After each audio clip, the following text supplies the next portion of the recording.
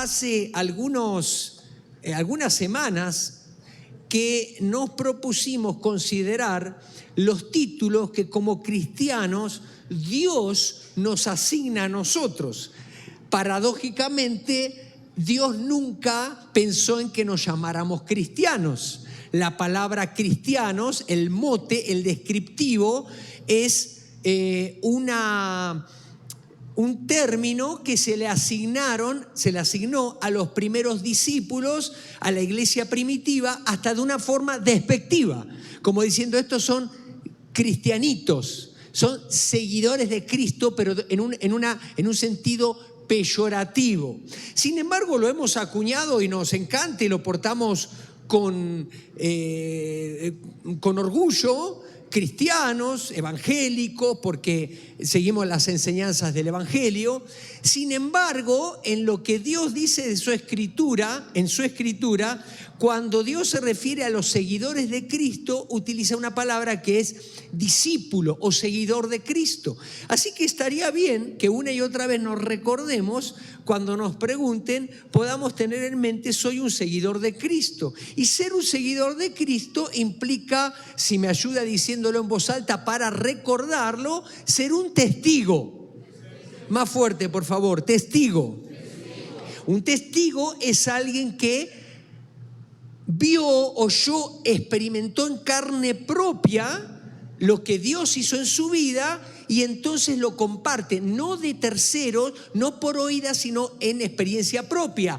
El caso de Violeta, el caso de Mauricio, ellos son testigos del poder de Dios. Nadie les cuenta. Y si a esto le añadimos que Mauricio es médico, entonces las cosas se ponen más interesantes, porque desde la ciencia lo que estaba desahuciado ahora por el poder de Dios viene a ser una realidad encarnada en este niño Mauricio Eduardo. Luego también consideramos acerca de lo que significaba ser embajadores. ¿Me pueden ayudar con esa palabra?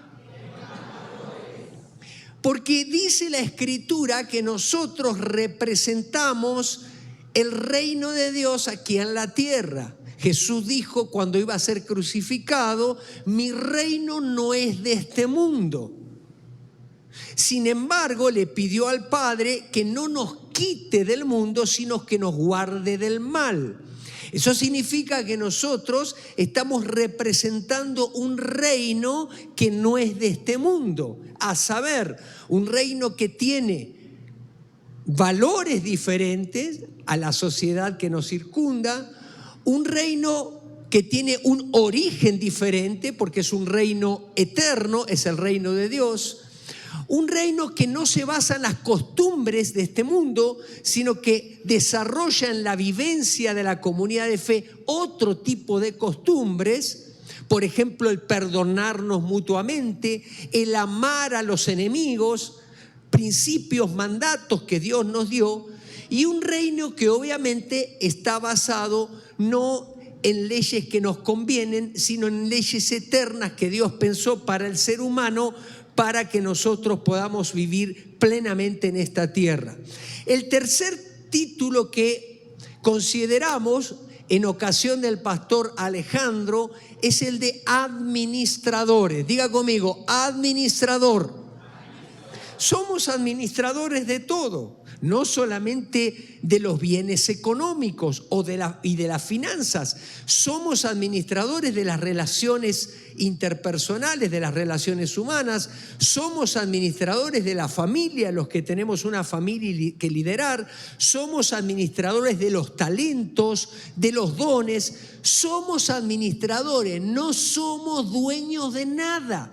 Y si usted tiene duda de eso, de vez en cuando dése una vuelta por algún velorio, algún sepelio, y se va a dar cuenta que el fallecido no se lleva ninguna escritura, ni siquiera se lleva un anillo, porque probablemente sirve más de este lado el oro que bajo tierra. También consideramos exactamente el domingo pasado acerca de que somos ministros, y lo hicimos bajo el término, bajo el título sacerdotes. Diga conmigo, sacerdotes. Como que no lo veo muy convencido. A ver, ponga cara de sacerdote y dígale al de al lado, somos sacerdotes. Le dio miedo, ¿eh? Sí, ¿no? Porque uno se imagina, bueno, entonces yo se lo traduje, en términos latinos que nos suena mejor. La palabra sacerdote se conoce dentro del ámbito eclesiástico como pontífice. ¿Qué es un sacerdote? Un puente. Un puente entre Dios y los hombres. ¿Por qué un puente? Porque hay una alienación, hay una separación entre el hombre, por cuanto el pecado nos ha quitado de esa relación con Dios, de esa relación de bonanza. A causa de nuestras transgresiones hemos acarreado maldición sobre nuestra vida y no tenemos la capacidad de relacionarnos con Dios de manera directa, excepto a través de Jesucristo. Diga conmigo, Jesucristo. Por eso no hay otro nombre dado a los hombres en el que podamos ser salvos, excepto el nombre de Jesucristo. Y no hay otro mediador entre Dios y los hombres, excepto Jesucristo. Y entonces alguien dirá, bueno, entonces Él es el sacerdote. Pues quiero decirles que Jesucristo es el gran sacerdote, es el sumo pontífice. Él es el mediador entre Dios y los hombres, que hecho hombre padeció en su propia carne las tentaciones, venció, murió sin pecado, resucitó al tercer día y nos dio vida eterna venciendo al pecado, a Satanás y a la mismísima muerte. Entonces, si Él es el sumo sacerdote, Él es el gran mediador entre Dios y los hombres, nosotros para Dios somos sacerdotes, somos ministros, porque somos parte del cuerpo de Cristo. Nosotros somos la parte del cuerpo de Cristo que está en la tierra. Somos imperfectos, a veces no representamos bien a Dios, pero es lo que hay. Diga conmigo, es lo que hay. Es lo que Dios tiene en la tierra. Ahora mira al de al lado y véalo y dígale, qué sacerdote, qué sacerdotisa que tiene Dios. Eso significa que para las personas que no conocen a Dios de manera personal, que no han tenido un encuentro con Dios y que le han invitado a ser el Señor y Salvador de su vida, y eso puede acontecer en tu vida el día de hoy, si no ha acontecido, significa que nosotros somos la representación, la parte más cercana que tiene esa gente delante de Dios. Representamos a Dios delante de los hombres y a los hombres delante de Dios. Y es una tarea maravillosa y somos ministros o sacerdotes 24/7. Significa que todo el tiempo estamos en esa actividad. En la escuela, en el trabajo, en el hogar, en el vecindario, en el supermercado, en el deporte, donde nos encontremos. Sin embargo, el día de hoy vamos a hablar, según su tarjeta, si todavía la conserva, del título más alto que se le puede dar a un cristiano. A ver, ¿quién me lo dice? Se puede machetear, se puede sacar el acordeón. ¿Cuál es? Hijo de Dios. Hijo de Dios. Más que testigo, más que embajador, más que sacerdote, más que administrador. El título más alto para Dios es hijos. Somos hijos de Dios. Dice el Evangelio de Juan que vino a los suyos, Jesucristo, por cuanto vino a los suyos y los suyos, es decir, los judíos, no le recibieron. Dice, pero a todos los que creen en su nombre les dio la potestad, es decir, el derecho, el privilegio de ser llamados hijos de Dios. Y cuando uno lee los evangelios, uno se da cuenta que definitivamente ese es el título más alto y el que deberíamos tener todo el tiempo presente a la hora de relacionarnos con Dios. Y que cuando eso no está bien en nuestra vida, todo lo demás no funciona bien. Fíjese, Cuando los discípulos le preguntaron a Jesús acerca de que le enseñe algo, ¿de qué le preguntaron que le enseñe? A orar. Señor, enséñanos a orar. Ahora, ellos lo habían visto hacer milagros portentosos, lo habían visto tener discursos frente a multitudes enormes, lo habían visto defenderse de una manera con mucha autoridad frente a las autoridades eclesiásticas y también de gobierno. ¿Por qué les pidieron los discípulos que les enseñase a orar? Porque los discípulos, los apóstoles, los que estaban más cerca, ellos veían que la oración era una parte importante en la vida de nuestro Señor, por no decir fundamental. Jesucristo llegaba a un lugar, se apartaba a orar al monte, lo encontraban orando temprano en la mañana, a la noche. La oración era parte de su vida. Entonces ellos dedujeron, todo lo que sucede definitivamente sucede a través o porque Él ora. Y cuando Él ora, ¿qué es lo que hace? Vamos a preguntarle. Y entonces le preguntan y le dicen, enséñanos a orar. Y Jesús, cuando les enseña a orar, le dice, ustedes van a orar así. Padre nuestro que estás en los cielos. Y ahí encontramos la famosa oración, que es la oración modelo conocida como el Padre Nuestro. Pero cuando Él empieza y les enseña cómo orar, nada más con las primeras dos palabras, yo me imagino que los discípulos se quedaron helados. Eso era un escándalo, aún para los judíos, porque todavía la revelación de que Dios es Padre y que Él quiere revelarse como Padre apenas estaba en desarrollo. Jesucristo dijo, el que me ha visto a mí ha visto al Padre. Y cuando le preguntaron, muéstranos al Padre, o le pidieron, Jesús le dijo, a ver, tanto tiempo hace que estoy con ustedes, el que me ha visto a mí ha visto al Padre. Jesucristo vino a revelarnos al Padre, vino a revelarnos el carácter del Padre, el carácter amoroso del Padre, el carácter verdadero del Padre, el carácter de justicia del Padre. Por eso Jesús les enseñó a sus discípulos a orar así: Padre nuestro, que estás en los cielos. El título más alto que pueda tener cualquier cristiano es ser hijo y conocer a Dios como Padre. Porque cuando uno conoce a Dios como Padre, todo en la vida se pone en su lugar. Y es mi oración en esta mañana que tú y yo podamos hoy conocer más, una faceta más profunda de lo que significa que Dios sea nuestro Padre. Y qué mejor que ir a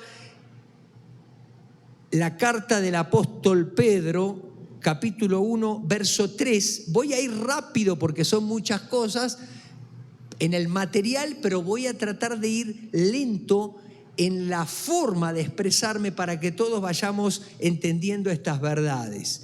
Dice el apóstol Pedro en una oración que está ahí en Primera de Pedro capítulo 1, verso 3 al 5 vamos a leer. Alabado sea Dios, Padre de nuestro Señor Jesucristo.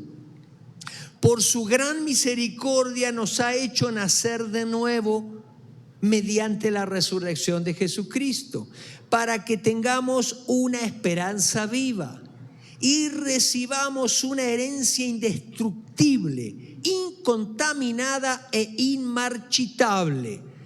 Tal herencia está reservada en el cielo para ustedes, a quienes el poder de Dios protege mediante la fe hasta que llegue la salvación que se ha de revelar en los últimos tiempos. ¿Me ayuda haciendo una oración breve? Levante su mano si quiere, si puede, y pidamos por cada uno de nosotros. Padre, en el nombre de Jesús, abrimos ahora nuestra mente, nuestro corazón y cedemos nuestra voluntad para que el Espíritu Santo ahora nos revele tu verdad y que nosotros podamos salir transformados de este lugar a causa de esa verdad revelada a nuestros corazones. Haz lo que tengas que hacer, y si hay alguna persona que hoy no tiene un encuentro, no ha tenido un encuentro con Jesucristo, que Dios no se le ha revelado aún como Padre, hoy pueda dejarle entrar en su corazón, en su vida, y a partir de hoy gozar de ese título magnífico que no es sino la expresión de una relación profunda, donde Dios es nuestro Padre, nosotros sus hijos, Jesucristo nuestro hermano mayor y con Él coherederos. En el nombre de Jesús oramos y decimos todos amén. Todos tenemos por lo menos 3 herencias. Hay una herencia biológica que se nos transfiere a través de la información genética.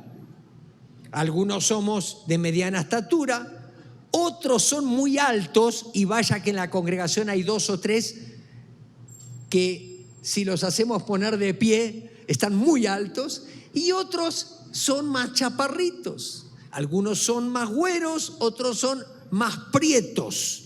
Algunos tienen ojos de un color, otros de otros. Algunos son de contextura más delgada y otros son muy bendecidos por la naturaleza, por decirlo de una manera un poquito menos prejuiciosa. Todos tenemos una herencia familiar. Algunos fuimos criados por papá y mamá en una familia tipo, otros, digo tipo porque no me gusta decir funcional, porque las familias funcionales no existen. Diga conmigo, las familias funcionales no existen. Y así todos nos consolamos.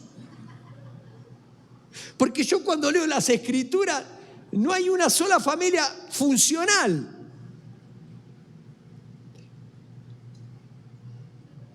Tenían papá y mamá, pero nomás échele un vistazo ahí a la familia de Abraham, por ejemplo, el padre de la fe. Pero eso va a ser motivo de otro mensaje. Yo la única familia funcional que veo es la de Jesús, la Sagrada Familia, que evidentemente, según la tradición, José falleció joven y también quedó con una familia difícil. O sea, Jesús como carpintero a cargo, ¿no es cierto?, de su mamá y probablemente de algunos de sus hermanos menores. Todos tenemos una herencia familiar. Y todos tenemos una herencia cultural. Nacimos en determinado país, nacimos en determinada zona del país. Cualquiera que haya ido al sur de México se va a dar cuenta que no es lo mismo, ¿no es cierto?, cómo se percibe la vida desde el sur de México que en el norte o como nosotros en el centro. Tenemos costumbres diferentes, tenemos formas, incluso modismos diferentes, palabras diferentes, y tenemos una percepción incluso del país y de lo que está sucediendo diferente. Por citarles México, si nos vamos más lejos, mucho más. Por ejemplo, si usted va a Japón, en Japón, según la cultura, ellos protestan laboralmente hablando, aprovechando que acaba de pasar el día del trabajo, protestan trabajando el doble. ¿Nosotros qué hacemos? ¿Qué hacemos? Protestamos no trabajando. Y honramos las fechas patrias, feriado. Y si es largo, mejor. Está bien. Después, los otros días trabajamos un montón para compensar lo que no trabajamos. Pero es nuestra cultura, nuestra forma de percibir el trabajo, nuestra forma de percibir la economía. La herencia es algo que no podemos nosotros determinar. Usted no escogió tener el color de ojos que tiene. Usted no escogió nacer en la familia donde nació. Y usted no escogió nacer en el país donde nació, o en la ciudad, o en el estado. La herencia es el factor más determinante en el tipo de persona que somos y nos vamos a convertir. Esto lo dicen los psicólogos, lo dicen los sociólogos, lo dice el propio sentido común. Es el factor más preponderante. Sin embargo, no es determinante. Hemos visto cómo personas que han nacido en la pobreza han logrado prosperar económicamente, personas que han nacido en el analfabetismo han logrado terminar una carrera universitaria, personas que han nacido en un territorio sumamente alejado hoy se convierten en personas de la gran orbe. Sea como sea, lo que queremos decir es que nosotros en Cristo, los que hemos nacido de nuevo y los que no, esperemos que hoy, como la hermana de Violeta, pasen de ser medios ateos a ser totalmente creyentes, porque hay fe en este lugar, porque cuando uno está en la presencia de Dios, viene fe a nuestros corazones. Dios está en este lugar. También tenemos una herencia espiritual. Cuando nosotros nacimos con una herencia espiritual que nos caracterizaba a todos los que somos parte de la raza humana. Estábamos muertos en nuestros delitos y pecados. Cada quien hacía lo que mejor creía hacer. Éramos rebeldes por naturaleza. Todos nos descarriamos como ovejas. Esa era nuestra herencia espiritual. La herencia del pecado. La herencia de vivir como se me da la gana. Pero desde el momento en que creímos en Jesucristo, por obra del Espíritu Santo, nacimos de nuevo. No es algo que nosotros hayamos podido producir. La vida no la podemos generar nosotros. Lo único que hicimos fue creer. Creímos, porque alguien nos compartió, porque alguien nos presentó a la persona de Jesucristo que no veíamos, pero podíamos percibir lo que estaba en ese lugar como está hoy aquí. Y dijimos, ven a mi vida. Y vino y de repente Dios entró en nuestra vida y pasó algo, un milagro. El milagro de la salvación y el milagro del nuevo nacimiento.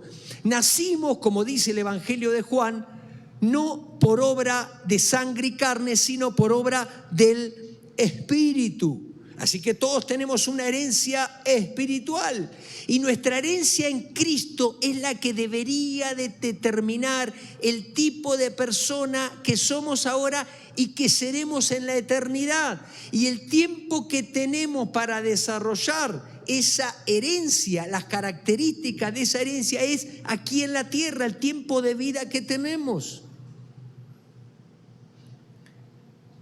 ¿Cómo es esa herencia? Dice la Escritura, indestructible. No se puede destruir, no tiene impurezas, es incontaminada y es inmarchitable, no tiene caducidad. Y esta herencia es la salvación de nuestras almas, no solamente cuando partamos de este mundo, sino aquí y ahora. La vida eterna en la vida del creyente no comienza cuando me muero, sino comienza en el momento que creo en Jesucristo. Esta semana, y expresamos nuestras condolencias a la familia de nuestra hermana Cecilia, ella perdió a su mamá, algunos de la iglesia, falleció su mamá, la señora Lucía, y la acompañamos en la funeraria.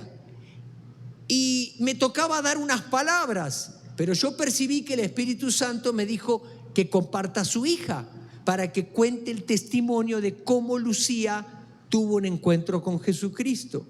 Y entonces le pregunté a mi hermana Cecilia, que está por ahí, si ella podía compartir. Y mi primera impresión fue que me iba a decir que no, porque generalmente en esos momentos dice, no puedo, voy a empezar a llorar, o a veces las personas están enojadas con Dios, ¿por qué te la llevaste? Si justo ahora que estaba conociendo al Señor, reclamos, etcétera, etcétera. Y ella con una sonrisa bien grande me dijo, sí, pastor, quiero decir algo, quiero contar lo que Dios hizo en mi mamá. Y pasó y predicó 1000 veces mejor que yo. No hizo el llamado porque me tocó hacerlo a mí. ¿Por qué? Porque ella tenía algo que había vivido en primera persona con su mamá en ese momento y lo estaba expresando. Y la vida eterna, ella sabe que la va a volver a ver a su mamá del otro lado porque su mamá reconoció a Jesucristo como Señor y Salvador. Pero lo otro que vimos fue las características de lo que es la vida eterna del creyente aquí y ahora. Por ejemplo, el gozo.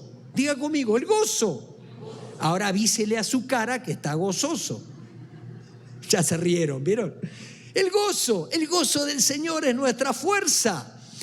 Y cuando ella compartía, obviamente nadie pensaba que ella era la persona que estaba perdiendo a su mamá. ¿Por qué? Porque el gozo es una característica de la vida eterna que comenzamos a vivir aquí y ahora. Ella tenía lágrimas porque estaba triste por la separación, que ya no va a volver a ver a su mamá aquí en la tierra. Pero tenía un gozo inefable porque sabe que su mamá está en el cielo. Y el consuelo del Espíritu Santo está en su vida y hoy está aquí sirviendo al Señor con toda su familia. Acaba de perder a su mamá. Eso es la vida eterna. Es algo que choca con lo que esta sociedad nos propone. Entonces vamos a ver cómo las tres personas de la Trinidad actúan en esta herencia en nuestra propia vida. Porque voy a ir rapidito, esto va a ser rápido, pero yo quiero que usted se quede con esto.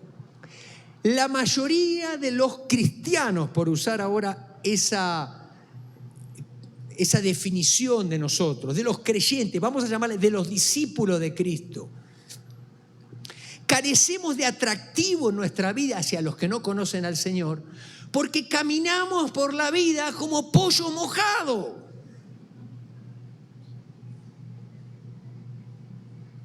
Es decir, si yo doy lástima, nadie quiere ser mi pariente. Y andamos igual que el mundo quejándonos por lo económico, por el gobierno. Ahora le añadimos a Trump, que Trump viene bien para todo. Cualquier cosa que anda mal, la culpa es de Trump. Y luego ahora en el mundo globalizado nos quejamos de China y del dólar y del petróleo y de que siempre la suegra es un buen factor para uno echarlas. ¿Cuántos tienen suegras que son una bendición en su vida? A ver, levante la mano. ¿Por qué la bajó, hermana? O sea, la iba a levantar y la bajó enseguida. Yo soy bendecido por mi suegra que Dios me dio. Pero fíjese,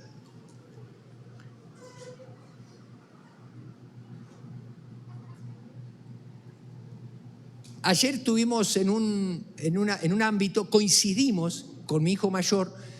Él no sabía que nosotros íbamos ahí, fuimos con mi esposa, coincidimos ahí en un lugar al aire libre y de repente me vio de lejos y lo primero que hizo fue presentarme con sus amigos con los que estaba. Y le dijo, él es mi papá. Y uno te llena de orgullo, de amor, o sea, ¿no es cierto? Imagínense, me ve de lejos y dice, ay, que no me vea, me da vergüenza. Y se esconde para no presentarlo. O me ha pasado estar en un ámbito y yo le pregunto, ¿y quién es esa persona? No, es mi papá, peor, es mi esposo, mi esposa. No. Es decir, nosotros andamos por la vida todo el tiempo diciéndole a la gente, él es mi papá. Al que le digo Padre nuestro. Al que me dio un hijo cuando la ciencia no me la daba. Al que me sacó del lodo cenagoso. Al que me sacó del chiquero donde me encontraba como el hijo pródigo. Él es mi papá. Dele un aplauso a Dios. Dele un aplauso a Jesucristo. Gracias, Señor. Ahora hagamos otra analogía. Yo no me imagino al otro de mis hijos, que ya lo conocen, presentándose frente al refrigerador diciendo, oh papá, que estás en el piano, heme aquí, frente a este refrigerador de 2 puertas, porque ahora todos los refrigeradores tienen 2 puertas, una para un lado y otra para el otro, o una para arriba y una para abajo. ¿Podría yo tener el permiso de sacar ese pedazo de queso, el que más me gusta a mí, que es el añejo, de Tepehuanes? No, desaparece el queso, desaparece el ratón, desaparece medio refrigerador. ¿Por qué? Porque él tiene confianza, además de hambre, tiene confianza. Si tú como padre, tus hijos andan en la casa pisando huevo, ay, que no se enoje papá, ay, no me voy a portar, porque muchos se relacionan así, como se relacionaba la gente en la antigüedad, cuando no conocía a Dios, o los mismos israelitas que se pusieron erizados cuando Jesucristo les enseñó a orar Padre Nuestro, porque piensan que Dios es un ser supremo que está lejano, que está enojado con nosotros y que vamos a tratar de ofrecerle sacrificios para aplacarlo, para que no nos mate, para que no nos vaya mal, para que más o menos vivamos. Y así la gente anda pagando penas, pagando mandas. Hasta hay creyentes que vienen a la iglesia y dan el diezmo por las dudas, para que no les vaya mal económicamente. Y luego cuando no les va bien, viene y dice: pastor, yo doy el diezmo y no me va bien, o yo di la ofrenda y no me va bien. Y no se da cuenta que la ofrenda, el diezmo, no es sino, como bien decía Liliana, no es sino la expresión natural de un corazón que ama a Dios y que lo honra, porque además Él es nuestro Rey. Y fíjense, haga esta ecuación. Si Dios es el Rey de Reyes y es su Padre, ¿usted qué es? Un príncipe. Y anda como pollo mojado. Andamos pidiendo permiso para todo, ¿no es cierto? A ver si... Por eso necesitamos desarrollar una mentalidad de hijo. Como heredero necesitamos desarrollar una mentalidad de hijo. Gálatas capítulo 3, verso 26 al 29. Pues todos sois hijos de Dios por la fe en Cristo Jesús. Le habla a los creyentes de Gálatas. Porque todos los que habéis sido bautizados en Cristo, de Cristo estáis revestidos. Romanos capítulo 8, verso 14 al 17, en la versión 60. Porque todos los que son guiados por el Espíritu de Dios, estos son hijos de Dios. Pues no habéis recibido el espíritu de esclavitud para estar otra vez en temor, sino que habéis recibido el espíritu de adopción, por el cual clamamos: Abba, Padre. Y el mismo Espíritu da testimonio a nuestro espíritu de que somos hijos de Dios. Y si hijos, también herederos, herederos de Dios y coherederos con Cristo, si es que padecemos juntamente con Él, para que juntamente con Él seamos glorificados.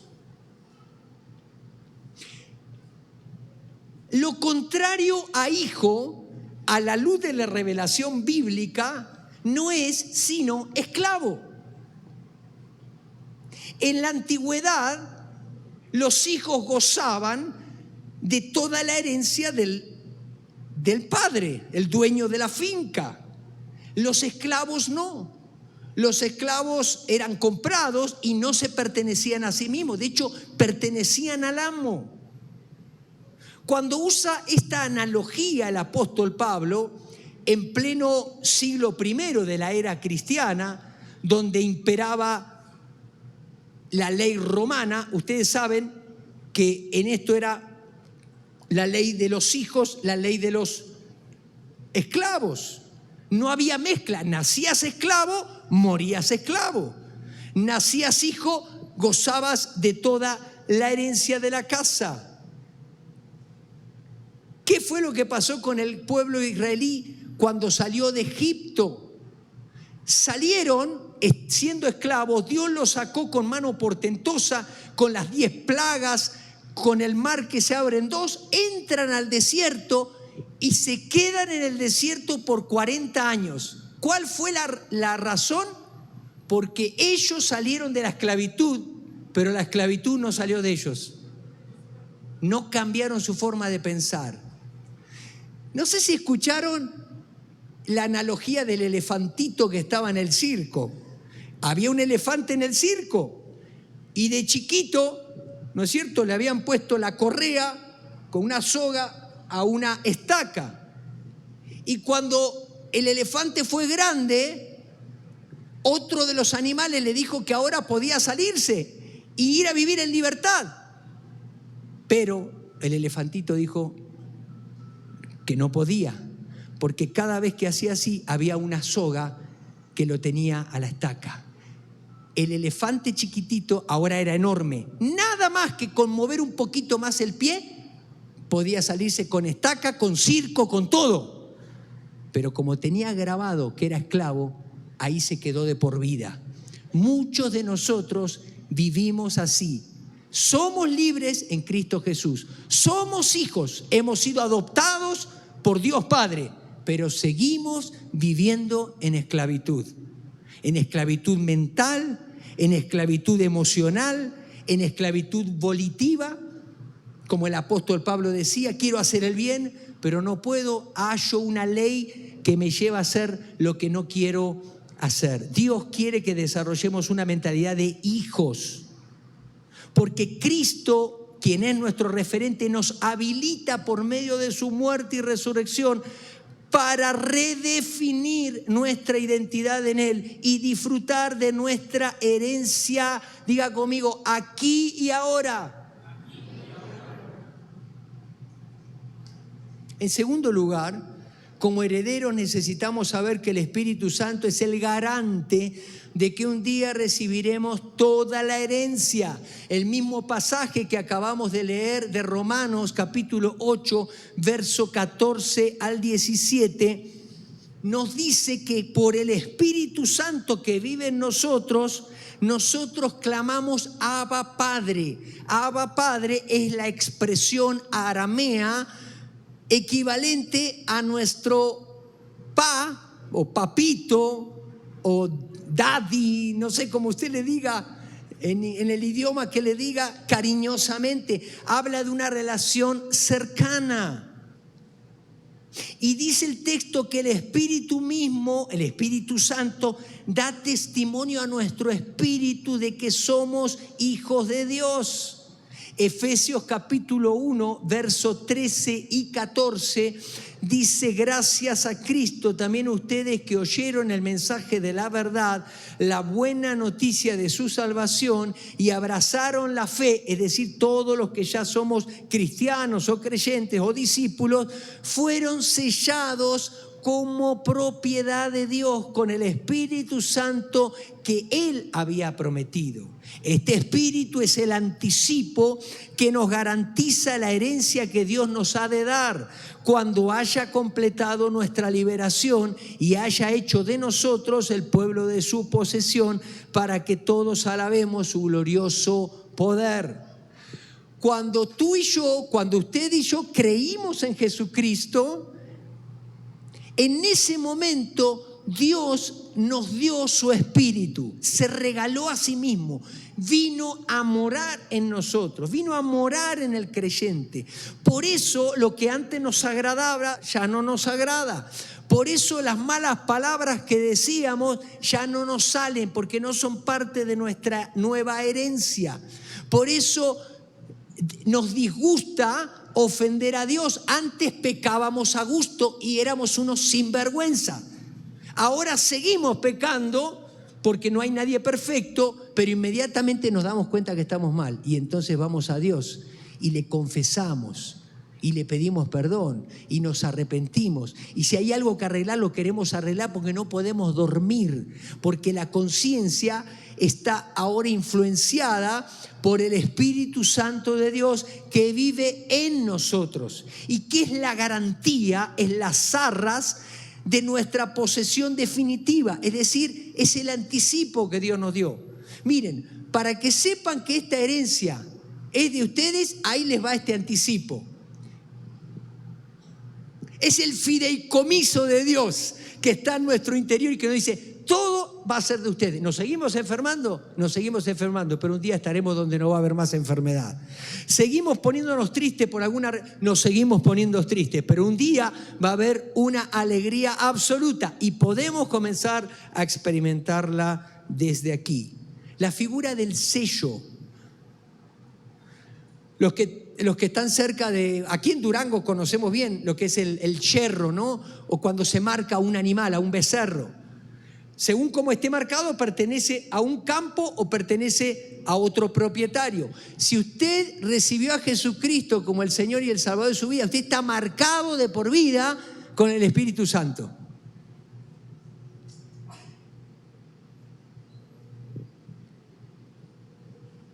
Y el Espíritu Santo testifica en nuestro interior la seguridad de esa herencia. Por último, si me ayudan los músicos pasando, como herederos podemos disfrutar plenamente la herencia solamente en la casa del Padre.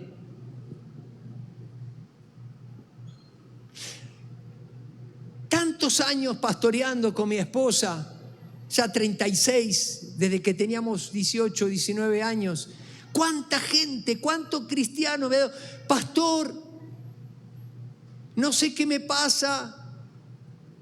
Hago todo lo que Dios me dice que haga, pero no soy feliz, me va mal. Ese es el problema, le digo. Que usted cree que usted le tiene que dar un checklist a Dios. Dígame qué hijo de nosotros se levanta a la mañana y para ser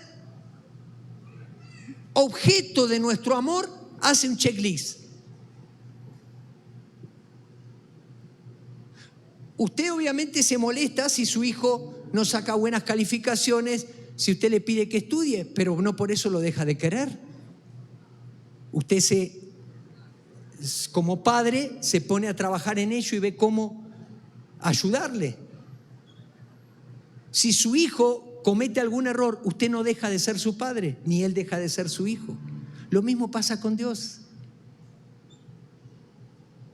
Dios nos ama de manera incondicional y Él protege nuestros derechos a nuestra herencia por medio de la adopción. Esta figura es maravillosa, ya lo consideramos antes.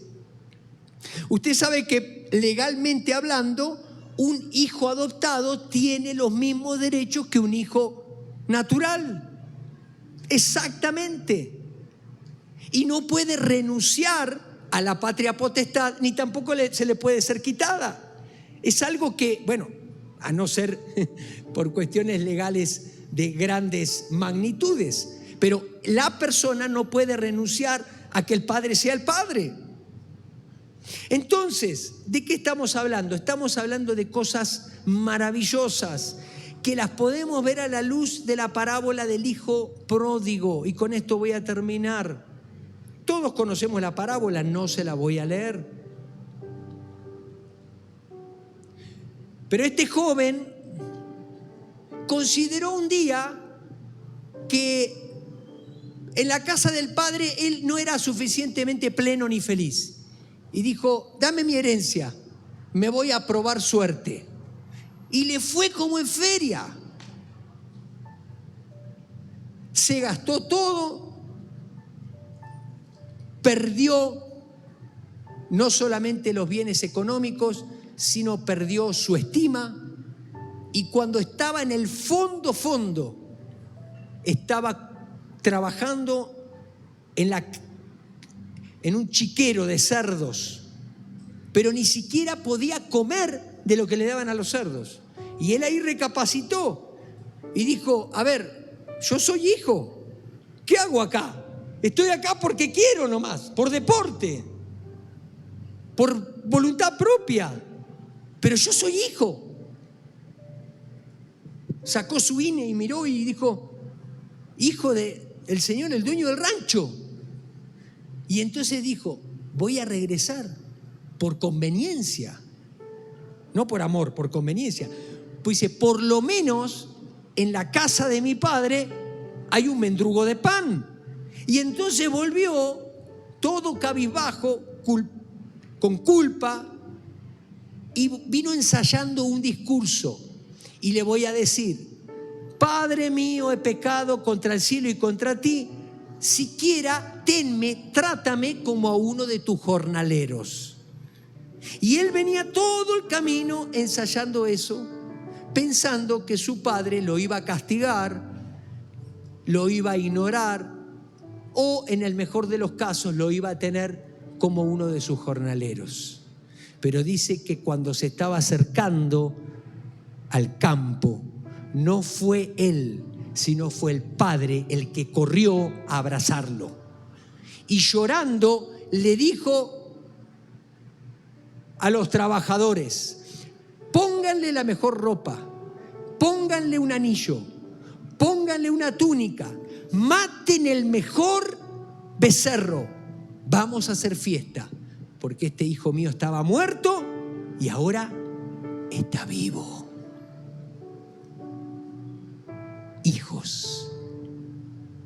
¿Qué hizo el hijo pródigo para tener todo de nuevo? ¿Qué hizo? Nada. Nada. El amor del Padre no se gana, no se compra, no se negocia, no se chantajea, no se soborna con buenos comportamientos, porque usted y yo no tenemos nada para ofrecerle a Dios, excepto nuestros pecados. No tenemos nada para ofrecerle al Padre, excepto nuestra soberbia de querernos hijos, de querernos irnos lejos y hacer de nuestra vida lo que a nosotros nos place. Pero siempre el Padre nos va a seguir amando y va a estar ahí esperando que tú retornes, que tú regreses, nada más para darte un abrazo. Y mientras tanto se está doliendo, está sufriendo contigo. Quiero invitarte a que cierres tus ojos. Voy a permitirme hacer un llamado para aquellos que aún no le han permitido a Dios, que quiere ser su Padre, porque ahora sí que tú necesitas creer. Si tú hoy crees, yo te invito a que hoy hagas una oración conmigo, ahí donde estás. Dila en voz alta, y todos los demás que estamos aquí vamos a acompañarte en esta oración, porque un día también nosotros la hicimos y alguien nos ayudó a creer. Si tú hoy quieres que Jesucristo entre en tu vida, si estás arrepentido de tus pecados, si crees que Dios envió a Jesús a morir en la cruz por ti y hoy quieres ser un hijo, una hija de Dios, di conmigo en voz alta: querido Dios, hoy caigo en la cuenta de que no soy tu hijo. Soy una criatura, soy tu creación. Di fuerte: hoy quiero ser tu hijo. Entra en mi vida, perdona mis pecados, sé mi Señor y mi Salvador. Quiero llamarte Padre nuestro. Quiero hacerlo con confianza. Di fuerte: Espíritu Santo, entra en mi vida, comunícame de que soy un hijo de Dios.